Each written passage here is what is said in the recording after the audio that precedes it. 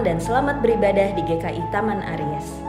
Sebelum memulai ibadah, mari kita simak beberapa informasi kegiatan gereja berikut ini. Mari Bapak Ibu, Oma Opa, kita bersekutu di dalam rindu, riang dalam usia indah, yang akan diadakan pada hari Jumat 15 November 2024 pukul 10 pagi. Persekutuan ini dapat diikuti melalui Zoom maupun YouTube. Ditunggu kehadirannya ya. Shalom umat terkasih, melalui GPS minggu ini kita akan kembali belajar dari kehidupan keluarga-keluarga dalam Alkitab tentang doa memohon pertolongan Allah. GPS akan diadakan pada hari Sabtu 16 November 2024 jam 7 pagi, dipandu oleh Pendeta Rinto Tampu Bolon.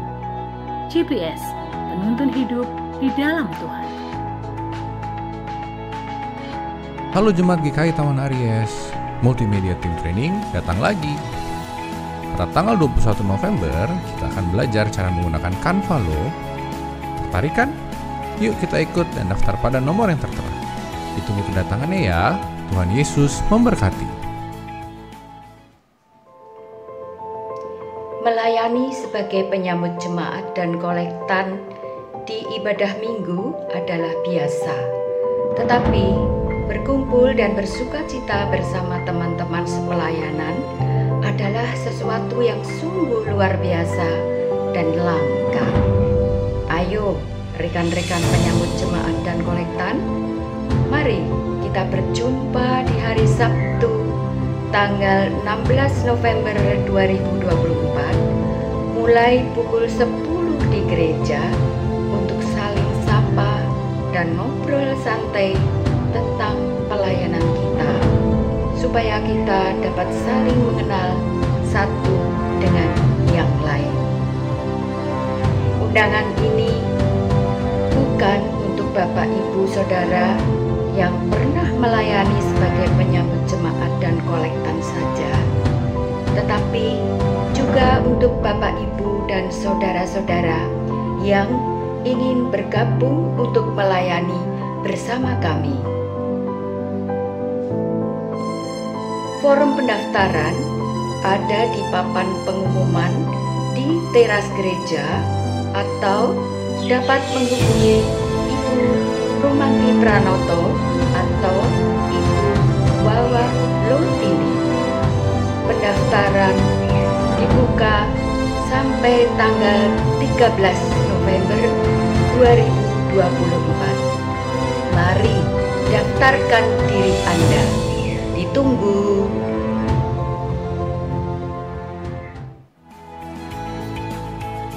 Demikian warta lisan hari ini.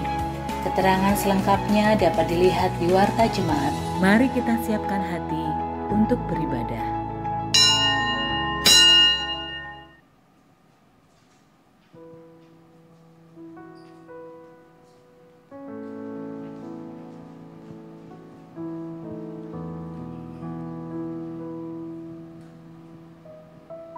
Selamat sore Bapak Ibu yang terkasih dalam Tuhan Yesus Kristus. Mari kita datang beribadah dengan hati yang penuh syukur atas segala berkat dalam hidup kita. Tema ibadah kita adalah mengenali hasrat yang tersembunyi. Dipimpin oleh Pendeta Juswanto Ikhwan dari GKI Samanhudi. Kita akan awali ibadah kita dengan firman Tuhan yang terambil dari Ibrani 9 ayat 14. Terlebih lagi darah Kristus yang melalui roh yang kekal telah mempersembahkan dirinya sendiri kepada Allah sebagai persembahan yang tidak bercacat, akan menyucikan hati nurani kita dari perbuatan-perbuatan yang sia-sia, supaya kita dapat beribadah kepada Allah yang hidup. Mari kita angkat pujian Bapa yang mengasihiku.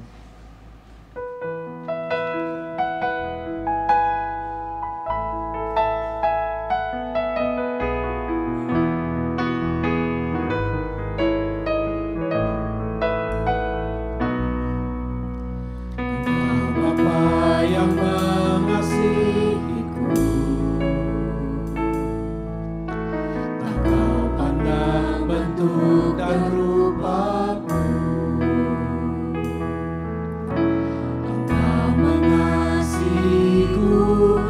dengan sepenuh hati, tak pernah sama seperti dunia ini. Engkau Bapa yang mengajariku melewati badai langit biru. Kau yang buatku terbang bagaikan raja wali, mengatasi segala pencobaan. Bapakku yang baik, mengerti bahasa tetesan air mata, tak kau biarkan ku berjalan sendirian, sebab kau Bapakku yang baik. Bapakku yang baik, mengerti bahasa tetesan air mata, tak kau biarkan ku berjalan sendirian, sebab kau Bapakku yang baik, kau sungguh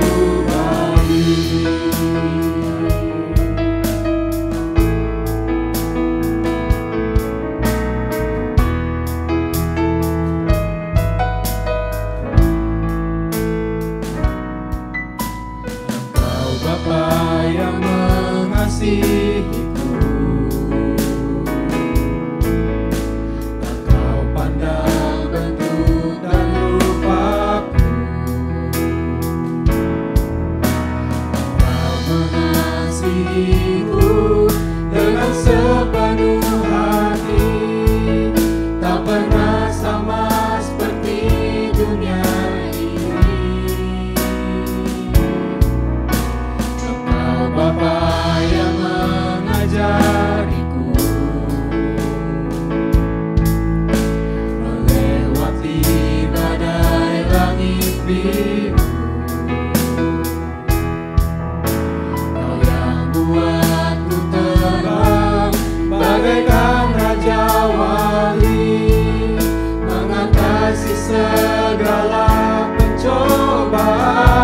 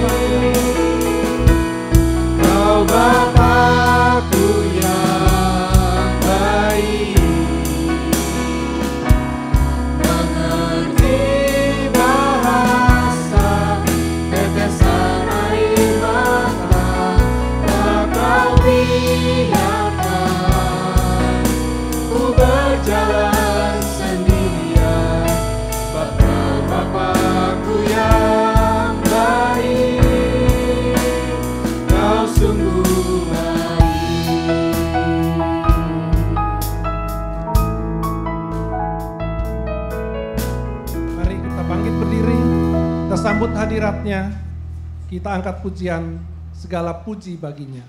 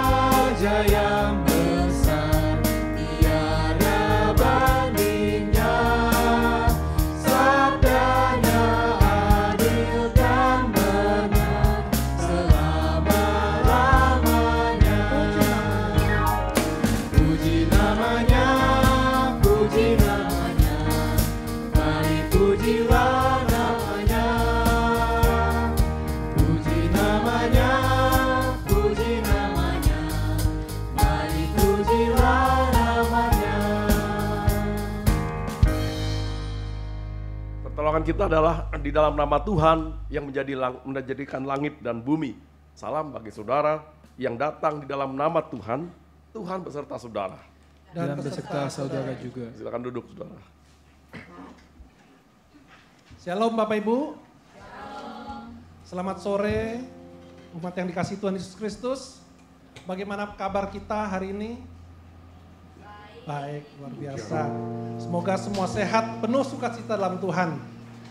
Bapak Ibu serta umat terkasih, kita bersyukur kalau kita masih diberi kesempatan untuk beribadah dan merasakan anugerahnya.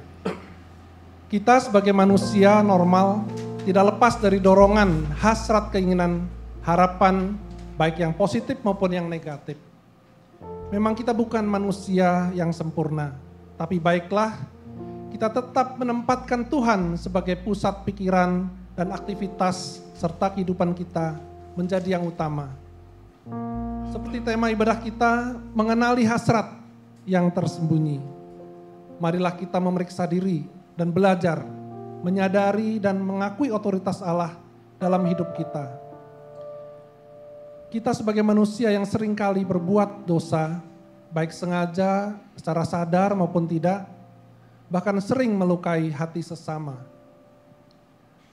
Dengan kerendahan hati, kita mau datang kepada Tuhan, mengakui segala kesalahan, dosa kita, agar dapat belajar dan meneladan Yesus yang sudah terlebih dahulu menebus dosa kita. Kita masuk dalam doa secara pribadi.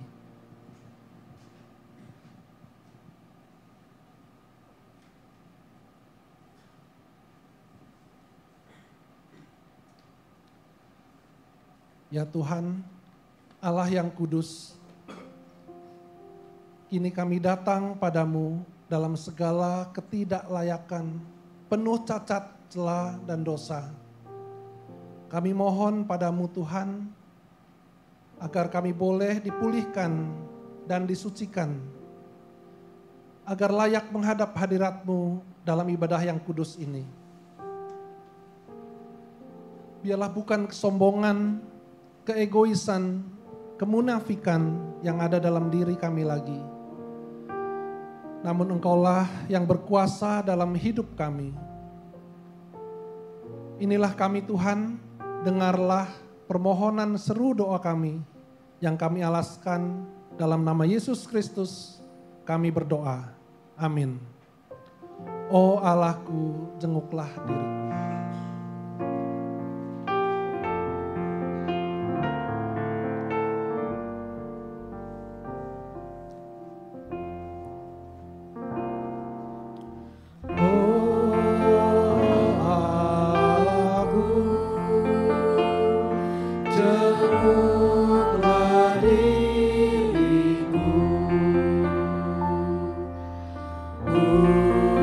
Pujilah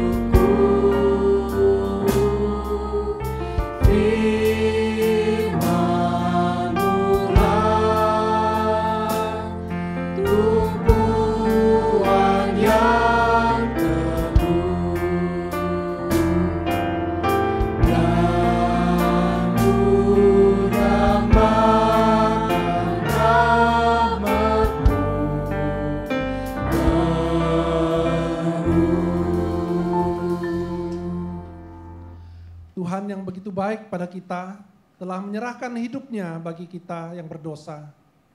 Dia juga yang menjamin dan meneguhkan kita bahwa pengampunannya tersedia bagi kita yang percaya kepadanya.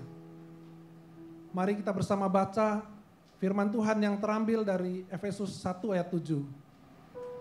Sebab di dalam Dia kita beroleh penebusan melalui darahnya, yaitu pengampunan atas pelanggaran menurut kekayaan anugerahnya.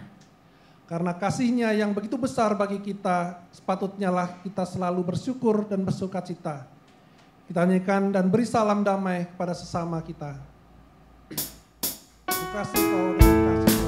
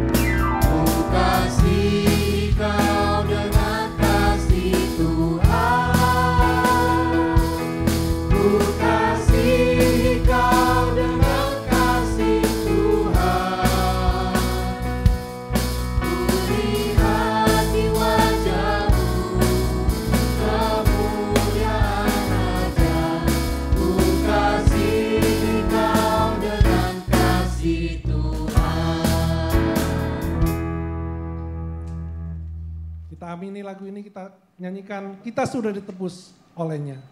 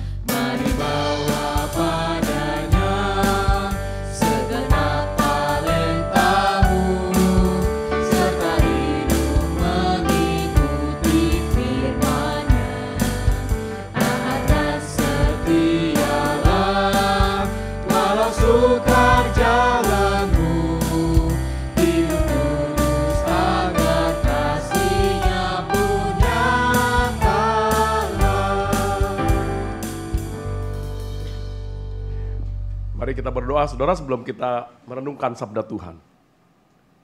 Tuhan, kami bersyukur di tengah-tengah sore yang mendung hujan ini, kami masih diberi kesempatan untuk bisa hadir di tempat ini. Dan kami tahu kalau kami boleh sampai di sini, pasti Tuhan punya kehendak Pasti Tuhan ingin bicara sesuatu kepada kami. Maka kalau sebentar kami membuka bagian Alkitab dan merenungkannya, biarlah Engkau sendiri yang memberikan inspirasi kepada kami. Supaya bagian Alkitab yang kami baca hari ini betul-betul berbicara sesuai dengan kebutuhan kami. Di dalam nama Tuhan Yesus, kami memohon biarlah Engkau bersabda ya Tuhan di hati kami. Amin. Saudara, mari kita membuka Alkitab kita atau HP kita, Injil Markus pasal 12, ayat 38 sampai 44. Injil Markus pasal 12, ayat 38 sampai 44. Kalau saudara dengar suara saya bindeng, saya lagi sakit tenggorokan memang saudara. Tapi mudah-mudahan masih bisa jelas ya membawakan khotbah sore ini. Markus pasal 12 mulai ayat ke-38. Dalam pengajarannya Yesus berkata, hati-hatilah terhadap ahli-ahli Taurat yang suka berjalan-jalan memakai jubah panjang dan suka diberi hormat di pasar, yang suka duduk di tempat terdepan di rumah ibadah dan di tempat terhormat dalam perjamuan, yang menelan rumah janda-janda dan mengelabui mata orang dengan doa yang panjang-panjang. Mereka akan menerima hukuman yang lebih berat. Pada satu kali Yesus duduk menghadapi peti persembahan dan memperhatikan bagaimana orang memasukkan uang ke dalam peti itu. Banyak orang kaya memasukkan jumlah yang besar. Lalu datanglah seorang janda yang miskin dan ia memasukkan 2 uang tembaga, yaitu uang receh terkecil. Yesus memanggil murid-muridnya dan berkata kepada mereka, sesungguhnya aku berkata kepadamu, janda miskin ini memberi lebih banyak daripada semua orang yang memasukkan uang ke dalam peti persembahan. Sebab mereka semua memberi dari kelimpahannya, tetapi janda ini memberi dari kekurangannya semua yang dimilikinya, yaitu seluruh nafkahnya. Demikian jauh bacaan Alkitab, berbahagialah saudara yang bukan hanya hobi membaca, tapi hobi mempraktekannya dalam hidup sehari-hari.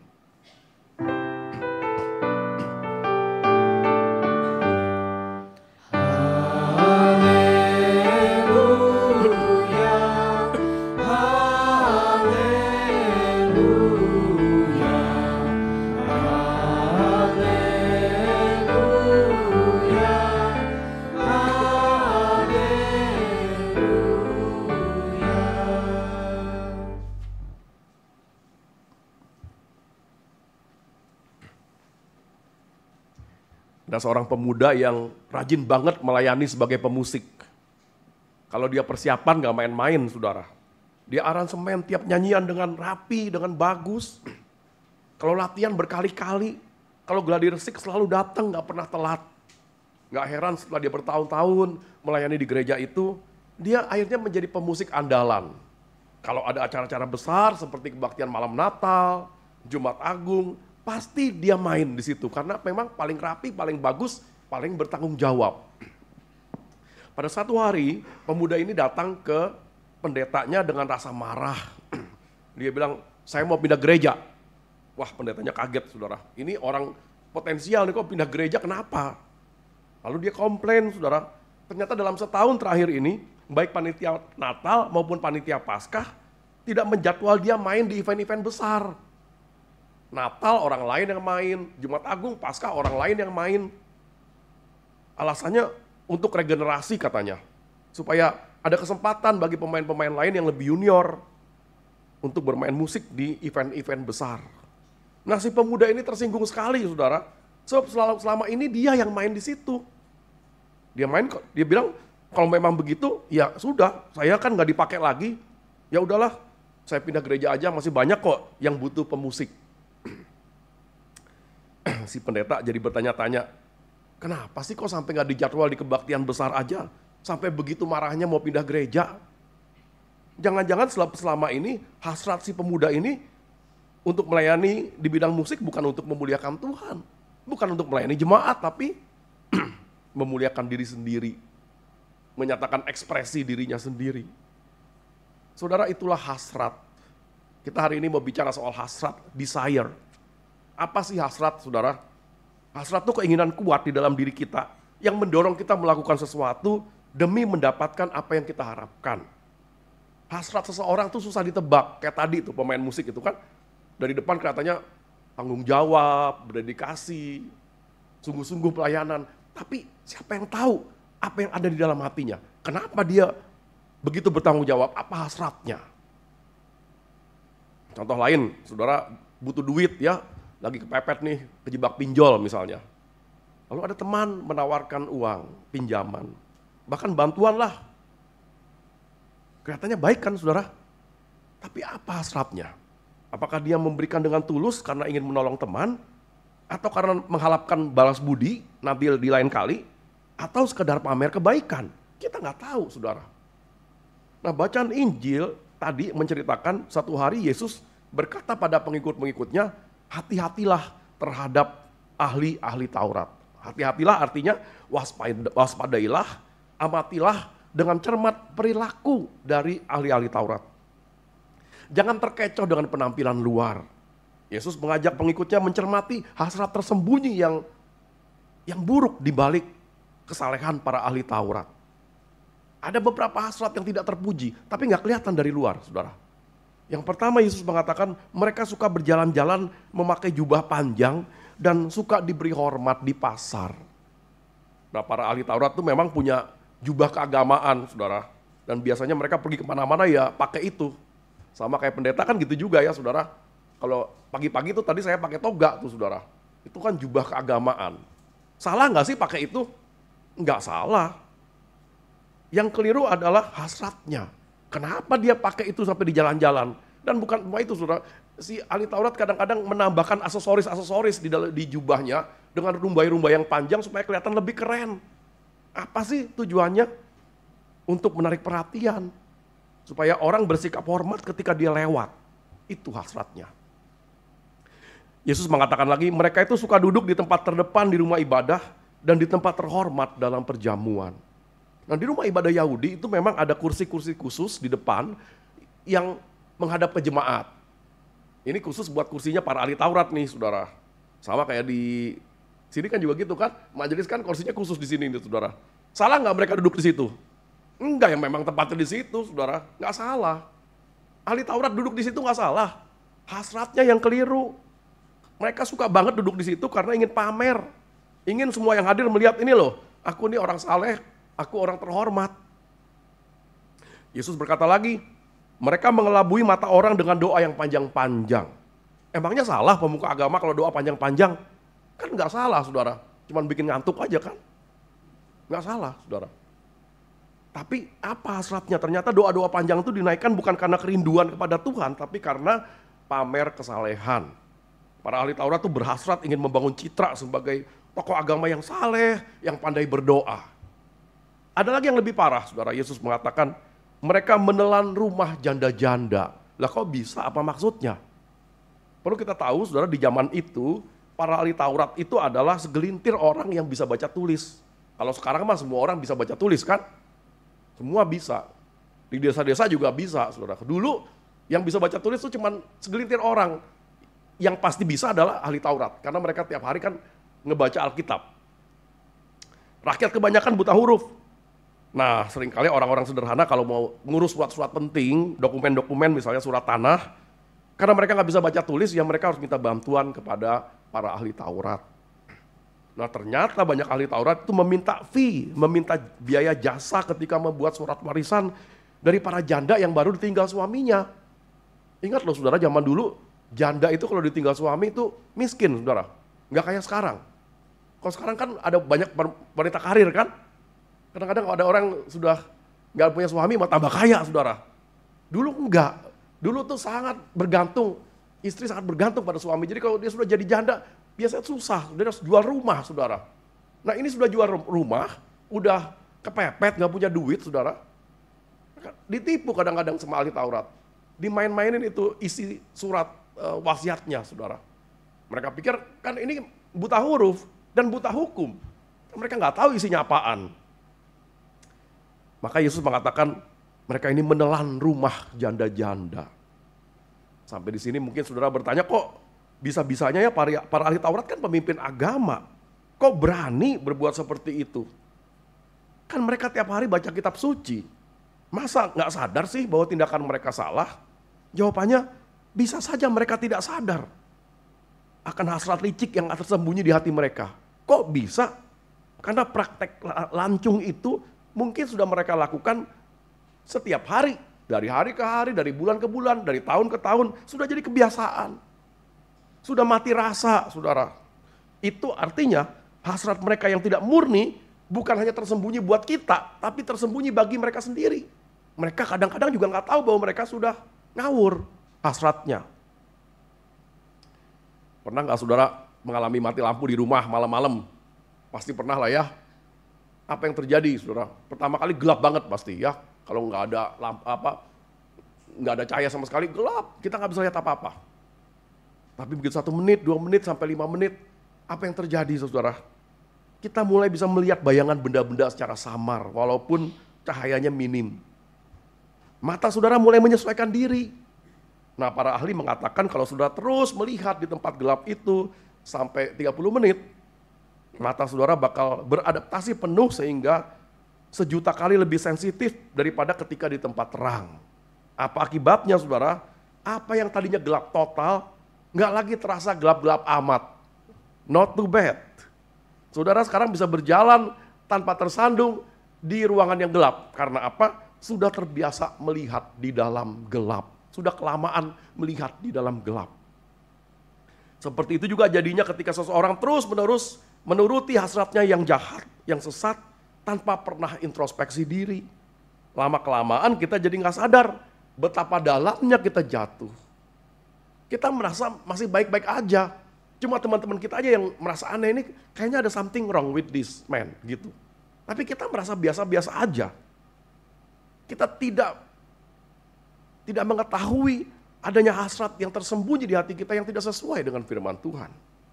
Itu sebabnya pada waktu Yesus mengatakan hati-hatilah terhadap ahli-ahli Taurat, Yesus bukan hanya minta kita mewaspadai hasrat tersembunyi di dalam diri para ahli Taurat. Tapi dia juga minta supaya hati-hati loh, jangan seperti mereka. Jangan-jangan kamu juga seperti mereka. Jangan-jangan kamu juga punya hasrat tersembunyi di dalam dirimu. Hati-hati. Lantas gimana caranya membebaskan diri dari hasrat tersembunyi yang tidak berkenan, saudara? Di sini Yesus mengajak kita membandingkan antara hasrat dari ahli Taurat dengan hasrat seorang janda miskin yang memberikan persembahan di bait Allah.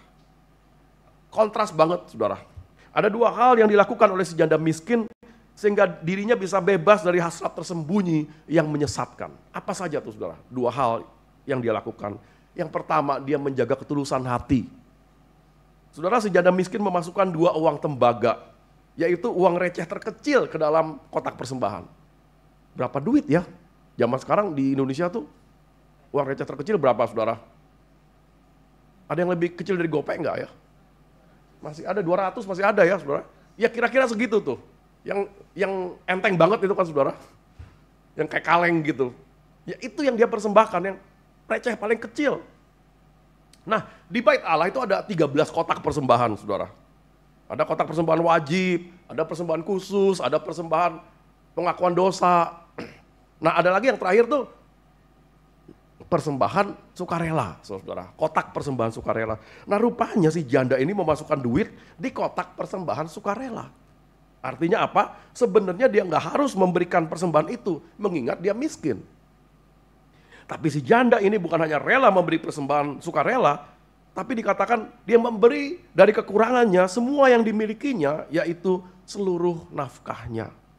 Kita kemudian bertanya, hasratnya apa? Kenapa dia masukkan duit sebanyak itu? Ya semuanya dikasih kepada Tuhan. Apakah karena ingin dilihat orang? Ya pasti enggak, saudara. Apa sih yang bisa dia pamerin dengan uang segitu? Ya memang buat dia itu kan 400 perak lah ya, itu segala-galanya buat dia. Banyak. Tapi kan dibandingkan dengan jumlah orang-orang lain yang memberikan persembahan kan gak ada apa-apanya saudara. Boro-boro mau pamer, mungkin dia masukin ada orang lihat aja malu saudara. Cuman 400 perak. Jadi pasti hasratnya bukan karena ingin dilihat orang, enggak. Apa kalau begitu hasratnya? Dia ingin memberikan yang terbaik pada Tuhan, saudara. Itu aja. Persembahan itu menunjukkan iman dan penyerahan dirinya kepada Tuhan. Dia yakin selama dia hidup baik-baik, Dengan hati yang tulus, walaupun dia miskin, pasti Tuhan akan pelihara dia. Dan itu adalah tanda iman ketika dia memberikan persembahan itu, saudara. Saudara, untuk bebas dari hasrat buruk yang tersembunyi, rupanya kita perlu menjaga ketulusan hati. Jadi dia memberi dengan hati tulus. Kita juga begitu, saudara, kalau kita melakukan sesuatu yang baik, yang tulus, yang jujur, itu adalah indah banget, saudara. Jadi kalau saudara nolong orang lain, jagalah ketulusan hati saudara. Jangan pengen macam-macam, ya pengen nolong aja gitu. Ya, menjaga ketulusan hati tanpa ada intrik-intrik, tanpa ada udang di balik batu. Ada seorang hakim, sudah ketika baru meniti karir, idealismenya luar biasa, baru lulus fakultas hukum, diangkat jadi hakim. Berani membela yang benar. Juga anti suap. Orang salut dengan integritasnya. Tapi dari tahun ke tahun, idealismenya semakin pudar. Kenapa, saudara? Karena dia mulai lihat, kok hakim-hakim lain lebih kaya? Gue dari dulu naiknya ini doang, Avanza melulu. Itu teman-teman hakim udah ganti-ganti, udah nggak tahu keberapa mobilnya tuh. Gue Avanza melulu gitu. Kemudian istrinya juga kalau ketemu sama pejabat-pejabat kan, yang lain bawanya tas Gucci. Kalau dia apa, saudara? Tas panci, merek tas panci kali ya, atau gajah duduk atau apa gitu. Kan malu gitu loh, saudara. Kok sama-sama hakim, kok dia lebih kaya? Anak hakim itu bisa kuliah di UBC, University of British Columbia di Kanada. Dia cuma di Universitas Tidar di Magelang. Kan gimana gitu loh, saudara, sama-sama hakim kok. Terus mulai iri, saudara, pengen jadi kayak gitu, pengen jadi kayak orang lain. Nah itulah kemudian terganggulah hasratnya itu. Mulai dia menerima suap. Dan pada saat dia mulai gagal menjaga ketulusan hatinya, hasratnya berubah. Dulu bertekad membela yang benar. Sekarang membela yang bayar. Terjadi itu, saudara. Kegagalan menjaga ketulusan hati dapat membelenggu kita dalam hasrat jahat yang tersembunyi. Itu sebabnya kita perlu sering-sering introspeksi diri, berkaca, melihat kembali sepak terjang kita selama ini. Minta Tuhan nyatakan, ada nggak sih hasrat tersembunyi yang aku nggak sadar tapi keliru gitu loh, saudara. Minta kepada Tuhan. Ada satu ayat bagus nih, saudara, kalau saudara catat ya. Amsal 4 ayat 23, bunyinya gini, saudara. Jagalah hatimu dengan segala kewaspadaan, karena dari sanalah terpancar kehidupan. Ya, hati itu seperti mata air, saudara. Harus dijaga bersih, karena dari situlah terpancar kehidupan. Kalau saudara udah mencemarkan hati saudara dengan hasrat yang jahat, terus-menerus, keruh hati itu, saudara. Apapun yang saudara lakukan jadinya keruh. Jagalah hatimu dengan segala kewaspadaan, karena dari sanalah terpancar kehidupan. Jaga ketulusan hati saudara. Itu yang pertama, saudara. Hal kedua yang dilakukan si janda miskin supaya bebas dari hasrat yang tersembunyi apa, saudara? Tidak mengharapkan sanjungan dunia. Saudara, peti-peti persembahan di bait Allah itu terbuat dari kuningan. Bentuknya tuh unik, jadi kayak kotak. Atasnya itu saudara kayak ada corong, yang di atasnya seperti trompet ya, saudara. Trompet tahu kan ya? Ada kayak besar gitu, kemudian melengkung. Nah, ketika orang memasukkan uang perak ke dalam peti itu, nggak ditaruh gitu, tapi dilempar, saudara. Dan ketika dilempar, uang perak itu biasanya bunyinya karena kena logam, dia akan berbunyi nyaring dan gemerincing, kayak gini mungkin bunyinya. Itu kalau satu. Orang kaya kalau masukin satu-satu gitu, bunyinya jadi nyolok banget tuh, saudara. Dan dia bangga banget kan, kalau dia lagi kasih banyak gitu, orang di sebelahnya, ih gila, banyak banget itu uang yang dia masukin. Dan itu menjadi validasi buat dia, saudara. Ya, orang berdecak kagum dan mengatakan, orang itu dermawan banget gitu, saudara. Dan itu menyenangkan dia. Dia butuh validasi orang lain bahwa mereka tuh orang dermawan gitu. Nah, bagaimana dengan si janda miskin, saudara? Ketika dia memasukkan 2 keping uang receh dari tembaga yang paling kecil dan ringan, suaranya nggak kayak tadi, nggak berincing, saudara. Bunyinya cuman kletek gitu aja. Nggak ada suara. Namanya juga uang receh kecil gitu, saudara. Nggak ada orang yang kagum dengan dia, nggak ada orang yang memuji dia, tapi dia nggak peduli. Karena si janda miskin tidak mengharapkan sanjungan dunia. Dia nggak butuh validasi orang lain kalau dia tuh orang saleh. Bagi dia pokoknya persembahan ditujukan bagi Tuhan yang melihat hatiku. Dia lebih suka mendapatkan ancuran jempol dari Tuhan daripada sanjungan manusia. Nah, saudara-saudara, di zaman sosial media ini, orang tuh terus digoda untuk jadi narsis dan suka menerima atau membutuhkan sanjungan manusia. Itulah sebabnya kita sekarang mengenal istilah flexing. Apa tuh flexing, saudara? Flexing, suka pamer ya. Ada yang suka memamerkan foto-foto liburannya ke luar negeri. Ya lagi di mana gitu, di Paris gitu ya, ini foto gua nih gitu. Supaya orang lain tahu, nih gua udah pernah ke situ loh gua. Ya setiap sudut-sudut yang instagramable semua sudah dikunjungi, banyak flexing, saudara. Memamerkan foto-foto liburan. Ada yang memamerkan kekayaannya. Ada yang memamerkan tubuhnya yang atletis atau wajahnya yang cantik terus diposting gitu. Walaupun kadang-kadang pakai beautify. Udah diobok-obok baru dipasang gitu ya. Tapi pokoknya biar lu tahu gue cantik loh gitu, saudara. Ada juga yang flexing memamerkan keharmonisan keluarganya. Jadi kalau posting selalu keluarganya ketawa semua gitu, lagi pada cozy, santai banget gitu. Padahal abis itu berantem, saudara. Tapi kalau yang muncul di sosial media tuh kayaknya harmonis banget nih keluarga. Ada juga yang memamerkan keahliannya, kepintarannya, semua diposting. Di Instagram, TikTok, Facebook, YouTube, dan lain-lain.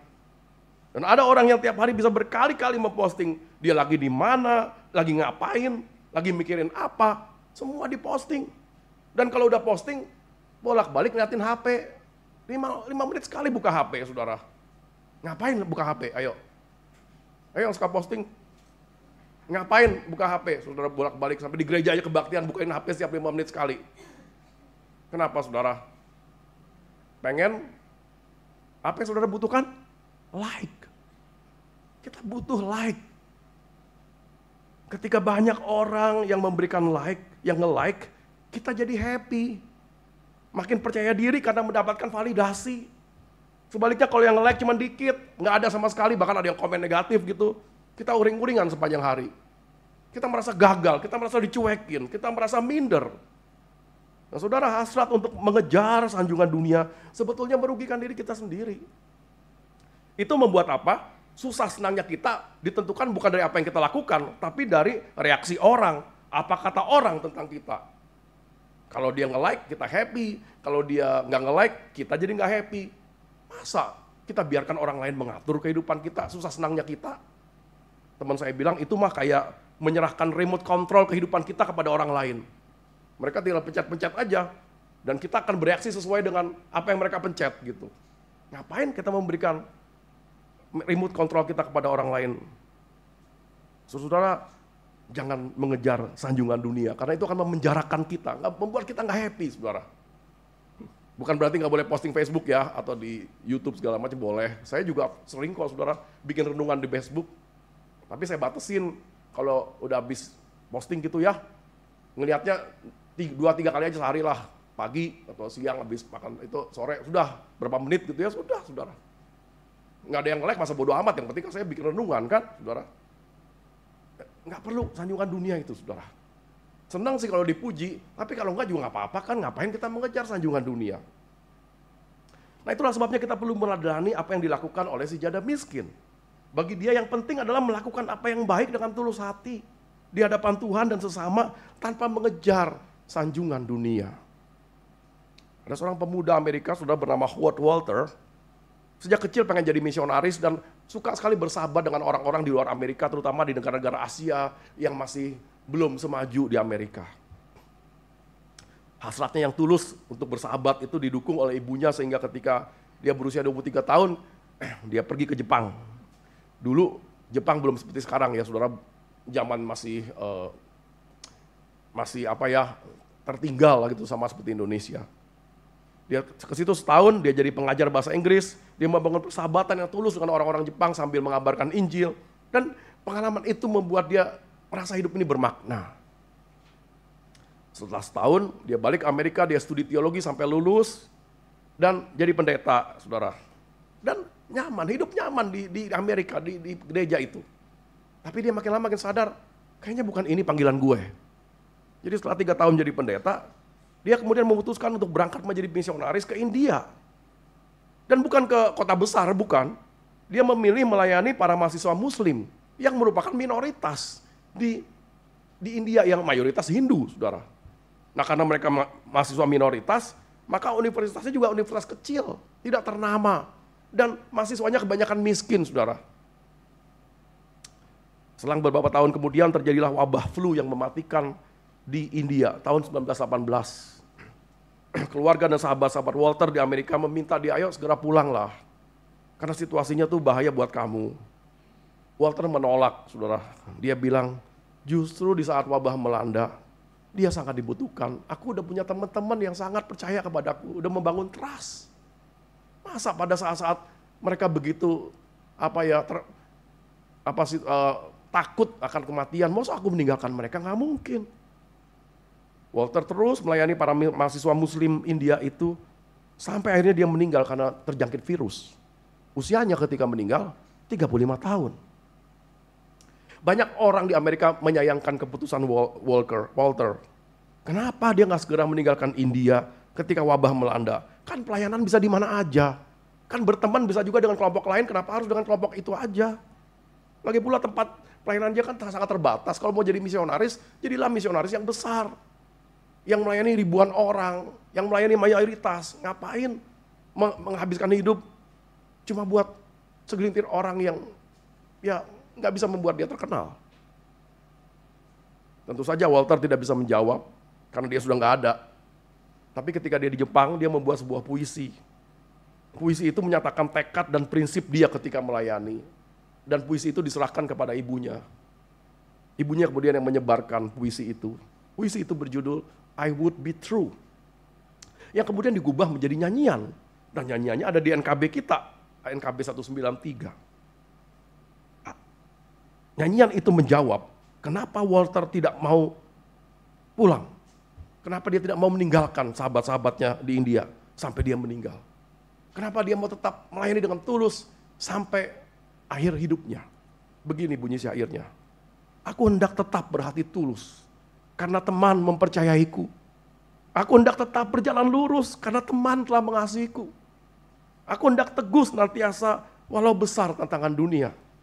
Aku hendak tetap tegak perkasa karena aku tahu rintangan akan lenyah. Aku hendak tetap menjadi kawan bagi yang hatinya penat, lesu, sendu. Dan kasihku ingin terus kubagikan. Serta imbalan tiada ku perlu. Serta imbalan tiada ku perlu. Amin.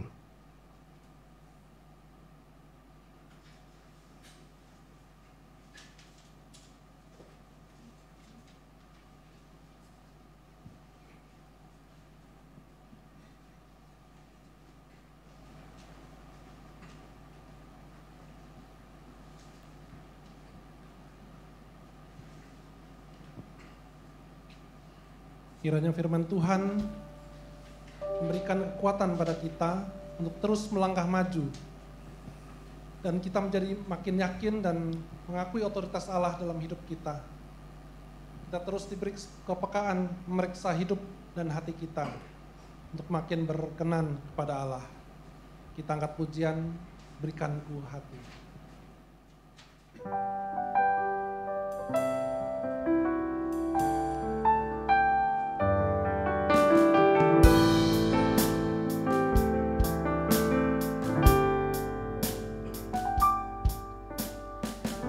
Berikanku hati seperti hatimu yang penuh dengan belas kasihan.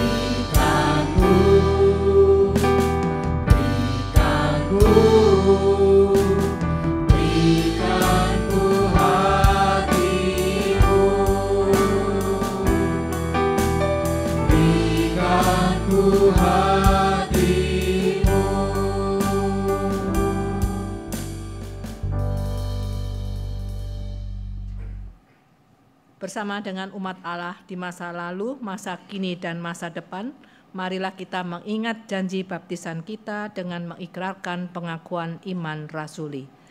Aku percaya kepada Allah, Bapa yang Maha Kuasa, Khalik langit dan bumi, dan kepada Yesus Kristus, anaknya yang tunggal Tuhan kita, yang dikandung dari Roh Kudus, lahir dari anak darah Maria, yang menderita sengsara di bawah pemerintahan Pontius Pilatus, disalibkan, mati dan dikuburkan, turun dalam kerajaan maut.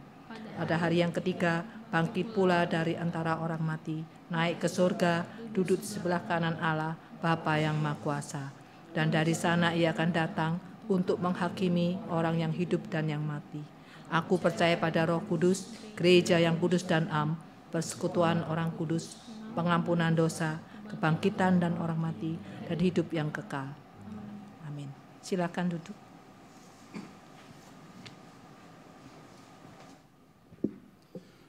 Bapak Ibu umat yang terkasih, mari kita berdoa. Allah Bapa yang kami agungkan, kami bersyukur Tuhan atas firman yang telah Engkau tabur. Kiranya kami terus dapat mengasihi sesama dengan hati yang penuh ketulusan, dengan hasrat yang baik.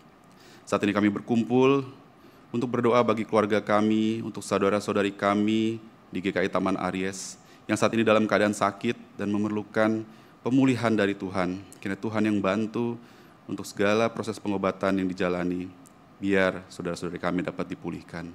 Kami berdoa juga Tuhan untuk GKI Taman Aries yang baru saja merayakan ulang tahun yang ke-32. Biarlah dalam bertambahnya usia kami semua ditumbuhkan dan bersekutu makin dalam di gereja kami. Kami berdoa untuk Klinik Pratama Karya Kasih sebagai salah satu pelayanan kami, agar bisa terus menjadi berkat bagi jemaat dan warga masyarakat sekitar yang memerlukan pertolongan dalam bidang medis. Saat ini Bapa, negara kami juga akan mengadakan pilkada. Tuhan Yesus yang bantu dan bimbing agar dapat memilih dengan bijaksana untuk segala kepala daerah yang nanti terpilih, kiranya dapat bekerja dengan baik dan memiliki hasrat untuk mengabdi dan melayani, bukannya hasrat untuk dihormati atau dijunjung atau disanjung, atau untuk meraih kekuasaan untuk kepentingannya semata. Kami juga berdoa ya Tuhan untuk kehidupan kami semua, umat Tuhan di dunia ini, khususnya di negara kami Indonesia, agar kami dapat hidup dengan penuh kasih dan saling menguatkan serta bersatu. Biarlah Tuhan yang dampingi kami semua dalam melaksanakan segala tugas dan segala tanggung jawab kami sebagai warga negara dan juga sebagai umat Tuhan. Biarlah doa syafaat kami ini menjadi sempurna dalam nama Tuhan Yesus, Bapa dan Juru Selamat kami. Haleluya. Amin.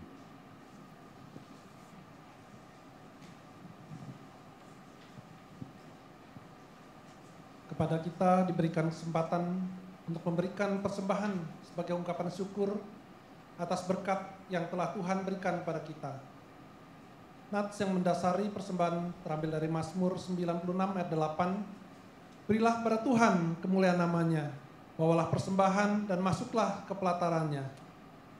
Persembahan dapat diberikan melalui amplop dan dimasukkan ke dalam kantong persembahan atau melalui transfer ke rekening GKI Taman Aries atau dengan scan kris yang tertera di bangku. Segala karya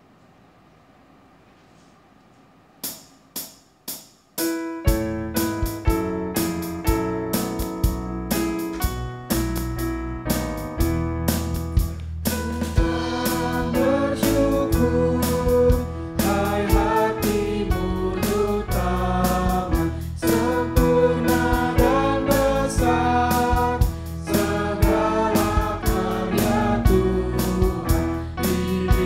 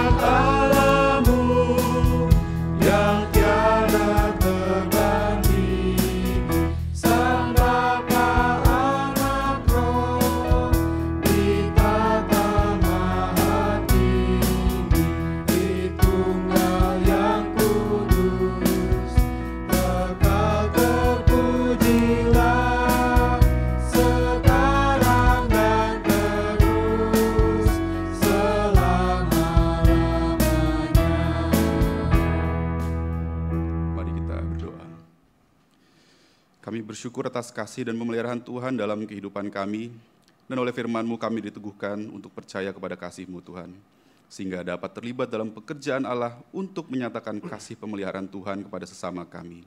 Saat ini Bapa, kami datang membawa persembahan syukur ke hadapan-Mu. Berkatilah ya Tuhan, berilah hikmat kepada majelis jemaat untuk dapat mengelola dengan baik dan benar, dan kiranya persembahan syukur ini berkenan di hadapan-Mu. Dalam nama Tuhan Yesus kami berdoa. Amin.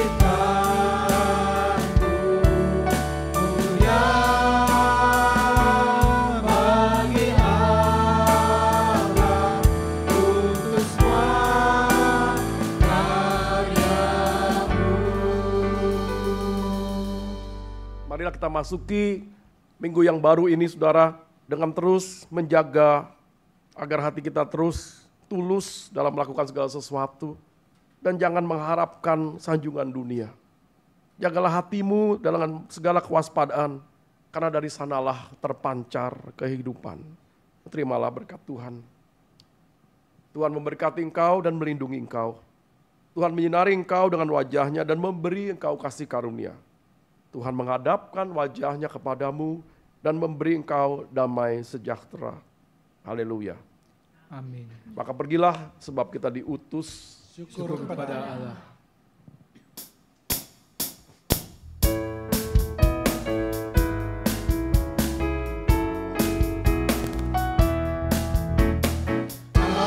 Aku hendak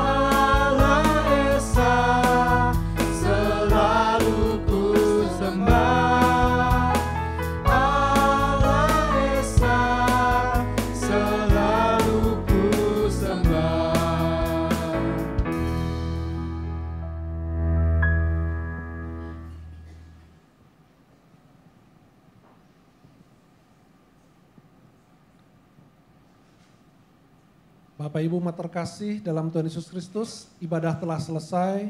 Yakin dan percayalah, Tuhan terus memampukan kita untuk dapat peka dan memeriksa hati dan diri kita agar senantiasa memiliki hasrat yang berkenan kepada Tuhan. Selamat hari Minggu, Tuhan Yesus memberkati. Di depan tersedia ruang komunal untuk kita beramah tamah.